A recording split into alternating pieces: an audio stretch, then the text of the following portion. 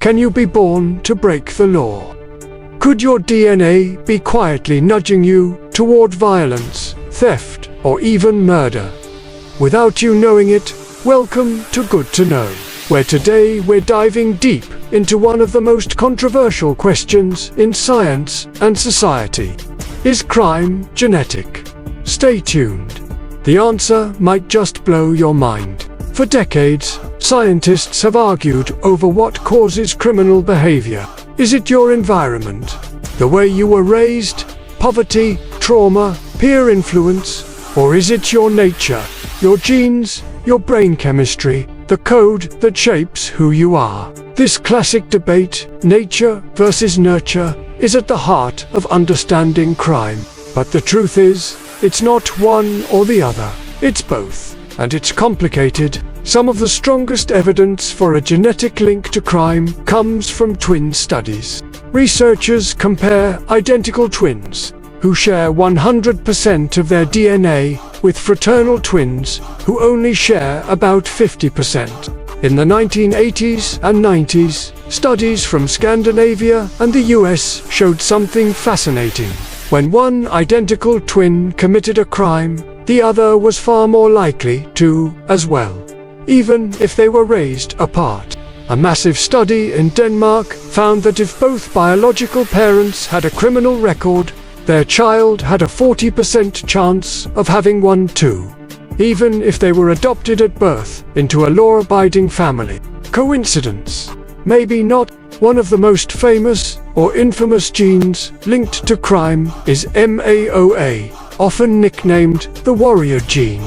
This gene helps regulate chemicals like dopamine and serotonin in the brain.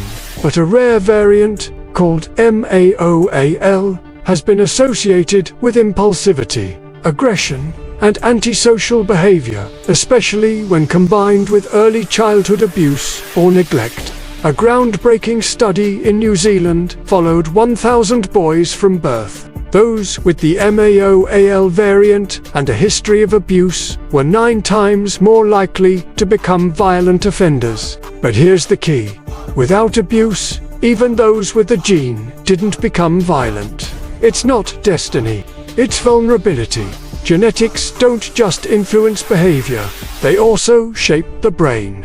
And certain brain patterns have been linked to criminal behavior. For instance, violent criminals often show abnormalities in the prefrontal cortex, the part of the brain responsible for impulse control, decision-making, and empathy. Then there's the amygdala, the brain's emotion center.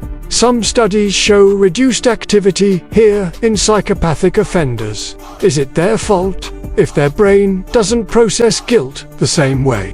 It's a chilling question, and one that scientists, lawyers, and ethicists are still wrestling with. But before we go further, let's hit the brakes. Just because a person has a gene or a brain difference doesn't mean they're doomed to a life of crime. This kind of thinking has a dark history. In the early 20th century, ideas about criminal genes fueled the eugenics movement, leading to forced sterilizations and horrific abuses, especially in the US and Nazi Germany. Even today, the idea of a born criminal is dangerously oversimplified. Genes might raise the risk, but they don't pull the trigger. Let's go back to that MAOA gene study for a second. Remember, kids with the risky gene only showed violent tendencies. If they were also abused, that means environment matters. In fact, some scientists estimate that genetics account for only about 40 to 50% of antisocial behavior. The rest, it's parenting, poverty, education, community, trauma, all the things that shape your world from the outside in. Even with a genetic predisposition, a loving, structured environment can dramatically reduce the risk of criminal behavior. Genes aren't fate, they're just one part of the puzzle. Here's something interesting. Not all crimes are created equal. Genetically speaking, studies suggest that violent crimes like assault and homicide show a stronger genetic influence than non-violent ones, like shoplifting or drug use. And psychopathy, a condition marked by lack of empathy and remorse, is thought to be highly heritable, up to 60 to 70%. But again, having psychopathic traits doesn't make someone a killer. Many high-functioning psychopaths become CEOs, surgeons, or lawyers, not criminals. It's how those traits interact with environment and life choices that makes all the difference. So here's a wild thought. If crime is partially genetic, could you use your DNA as a defense in court? Well, some people have tried. In Italy, a convicted murderer had his sentence reduced because he had multiple genes associated with aggression.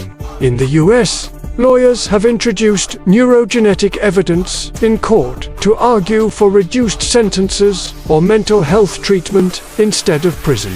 But this is legally and ethically tricky. If your genes made you do it, are you still responsible? And if we go down that road, where does accountability end? What if we could predict criminal behavior before it happens? With a simple cheek swab.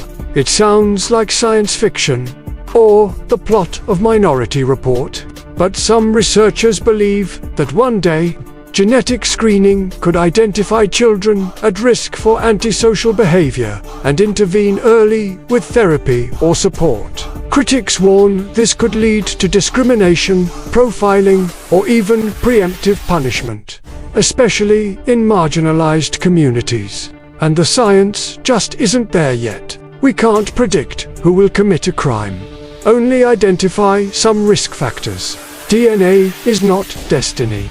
It's data, and it must be used carefully. So, is crime genetic? The answer is partly. Your genes can influence your temperament, your brain chemistry, even your risk for impulsive or antisocial behavior. But they don't determine your actions. Life is complex. People are complex. And reducing crime to biology alone erases the power of choice, the impact of environment, and the possibility of change. No one is born good or evil. We're all shaped by the world around us and the choices we make in it. So rather than blaming DNA, maybe we should focus on building a society where people, no matter their genes, have the support they need to thrive. Thanks for watching. Good to know. If this video sparked your curiosity, hit that like button, subscribe, and turn on notifications so you never miss a deep dive like this one. Got thoughts on crime and genetics? Drop them in the comments. We read every one. Until next time, stay curious and stay informed.